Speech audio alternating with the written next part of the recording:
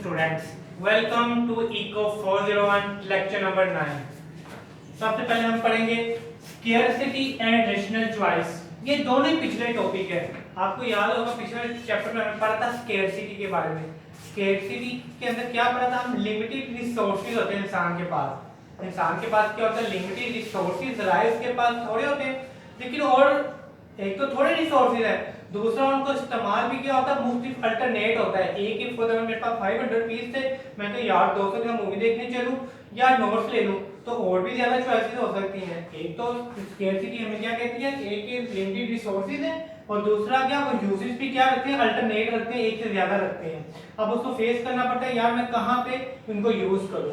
इसी तरह rational choice, rational choice के लिए भी हमने पीछे पढ़ा था। रैशनल चॉइस कौन सी चॉइस होती है कि इंसान ये देखे, कंज्यूमर ये देखे कि अच्छा यार मैं इतनी कॉस्ट लगा रहा हूँ तो मुझे बेनिफिट कितना मिल रहा है। कॉस्ट और बेनिफिट का जो एनालाइज करे अच्छी तरह, उसे कहते हैं रैशनल चॉइस। इसी तरह इकोनॉमिक्स के अंदर डिसीजन क्या होता है?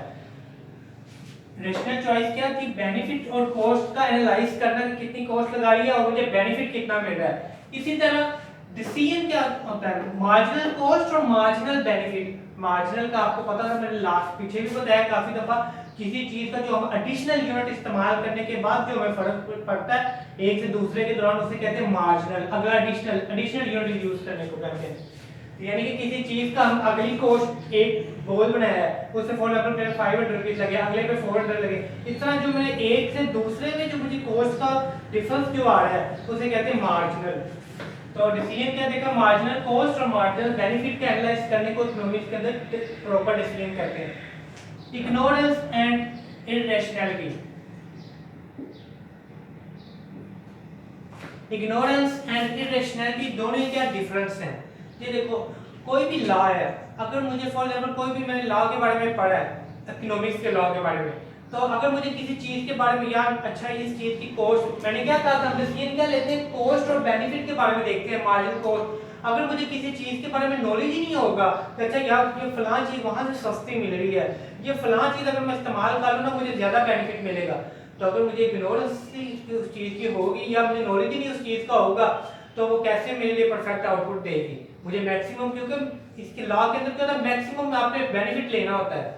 तो अगर मुझे किसी चीज के बारे में इग्नोरेंस होगी या इररेशनैलिटी, मुझे उसके बारे में पता ही ना होगा प्रॉपर, तो मुझे रिजल्ट भी क्या मिलेगा? पार्शियली मिलेगा।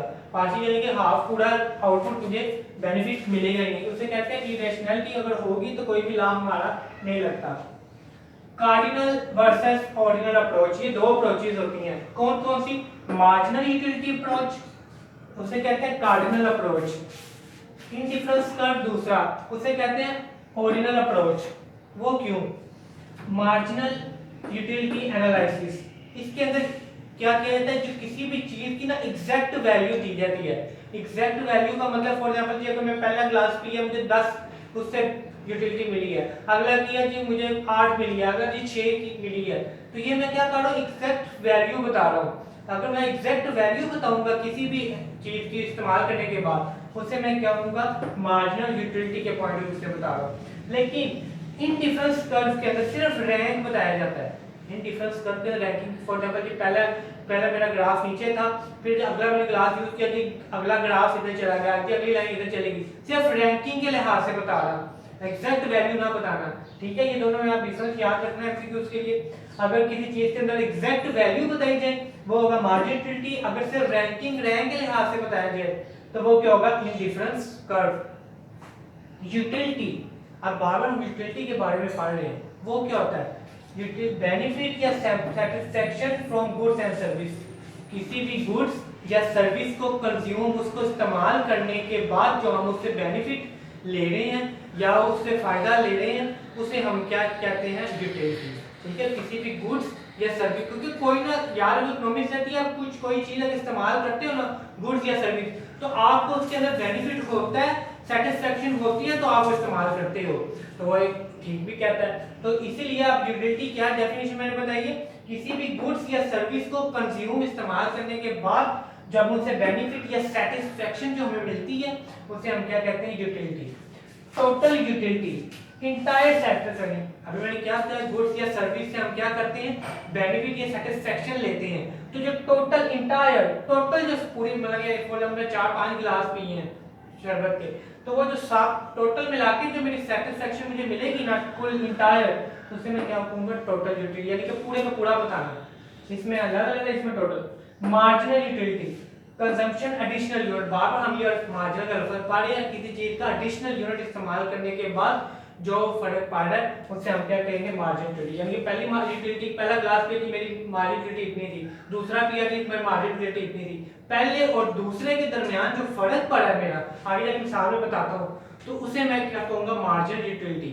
फॉर एग्जांपल पहले ये बात करते हैं law of diminishing marginal utility.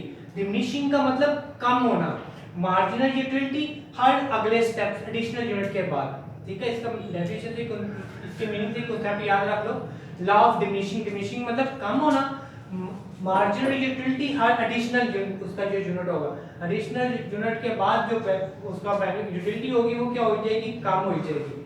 For example more consume particular goods, कोई भी चीज जितनी ज्यादा हम इस्तेमाल करेंगे, utility has satisfaction of additional unit for, तो उसका जो एडिशनल यूनिट होगा मार्जिनल यूटिलिटी क्या होगी, यूटिलिटी क्या हो जाएगी, कम हो जाएगी। फॉर एग्जांपल अगर मैंने शरबत का, गर्मी में मैं बाहर से आया हूँ, मैंने शरबत का पहला ग्लास पिया, तब मुझे बहुत प्यास लगी थी, तो मेरा उससे यूटिलिटी क्या होगी, फॉर एग्जांपल 10 थी, और उसके बाद मैं दूसरा ग्लास पीऊंगा, क्या मुझे उतनी सेटिस्फैक्शन मिलेगी, कभी भी नहीं, क्योंकि पहली थोड़ी कम हो रही, फिर तीसरा पीऊंगा उससे थोड़ी कम हो जाएगी, चौथा पीऊंगा फिर कहूँगा यार बस अगर देना है तो दे दो, मुझे प्यास नहीं है, अगर दे देंगे तो मेरे लिए यूटिलिटी क्या हो जाएगी, जीरो हो जाएगी, पहले कम हो जा रही है, फिर क्या हो गया बात, अगर मैं फिर मजीद हो मुझे देंगे जबरदस्ती, तो यूटिलिटी क्या हो जाएगी, माइनस में जाने लग जाएगी, ठीक है। पहले कम होगी फिर रुकेगी, फिर क्या हो जाएगी, माइनस में जाएगी। फॉर एग्जांपल पहली बोतल ऑफ कोक पी, उसमें फॉर एग्जांपल ये टोटल यूटिलिटी देखो पहले 0 थी, फिर जब दूसरी बोतल पी क्या होगी, 7 होगी, पहले फिर उसका आगे हर स्टेप में ना ये फिगर इतने मुश्किल नहीं है, फिगर चेंज कर सकता था, लेकिन ये थोड़े इजी हैं आपके बुक में।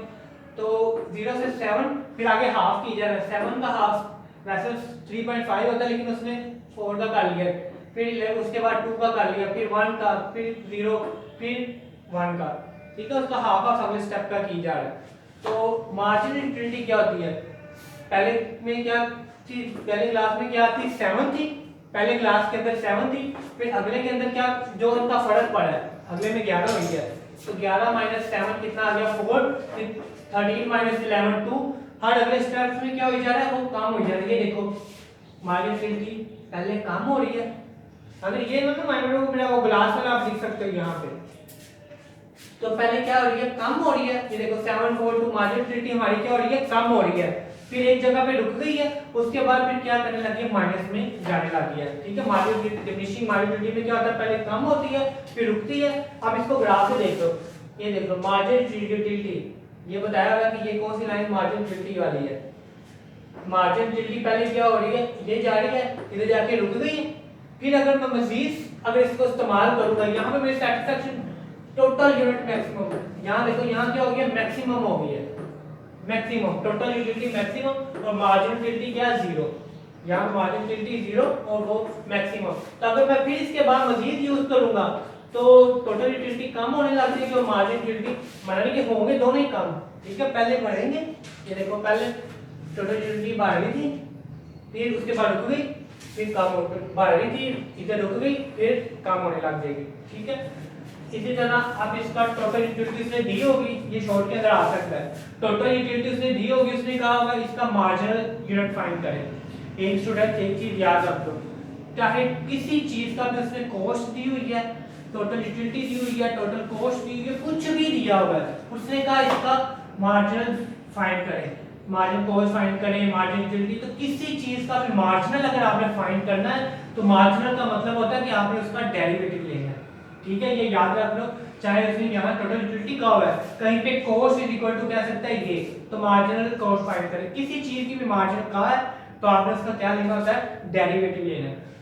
डेरिवेटिव कैसे लेते हैं, ये डिपेंडेंट और इंडिपेंडेंट के लिए आते हैं, तो tu derivative of tu with respect to q, तो आपको पता है q के लिहाज से लेना है, कैसे लेते हैं, शुरू में 1 पावर 1 शुरू में 60 के साथ मल्टीप्लाई होगी, 61 तक 60, फिर पावर में से क्या करते हैं, 1 माइनस करते हैं, 1 माइनस 1, फिर ये 2 को कोफिशिएंट से मल्टीप्लाई करेंगे, 2 मल्टीप्लाई बाय 4, फिर पावर में से क्या कर देना, 1 माइनस कर देना।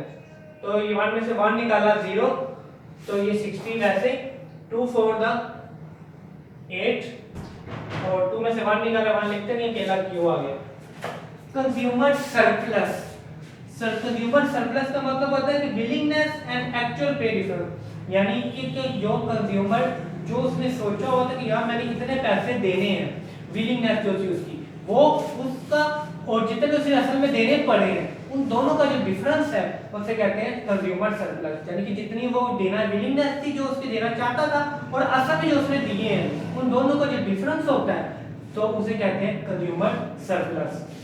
और consumer surplus is equal to, याद रखो, मार्जिन यूटिलिटी माइनस प्राइस, कि जब प्राइसेस बढ़ती हैं कंज्यूमर सरप्लस श्रिंक होता है, कम हो जाता है। तो वाइस वर्सा भी अगर प्राइसेस कम होगी तो ये फैलने लग जाएगी। मार्जिन यूटिलिटी एंड प्राइस, एक चीज तो याद रखो स्टूडेंट, हमेशा इकोनॉमिक्स कहती है मार्जिन यूटिलिटी हमेशा किसके बराबर होनी चाहिए, प्राइस के। अगर कम ज्यादा अगर होगी तो अल्टीमेटली कुछ ऐसा होगा कि वो लाजमी प्राइस के बराबर हो जाएगी। For example, consumer use additional unit, margin utility is equal to price. वो तब तक इस्तेमाल करते रहते हैं, वो कह रहे हैं कि स्टूडेंट और जो कंज्यूमर है वहां तक इस्तेमाल करेगा जहां तक marginal utility is equal to price हो जाएगी।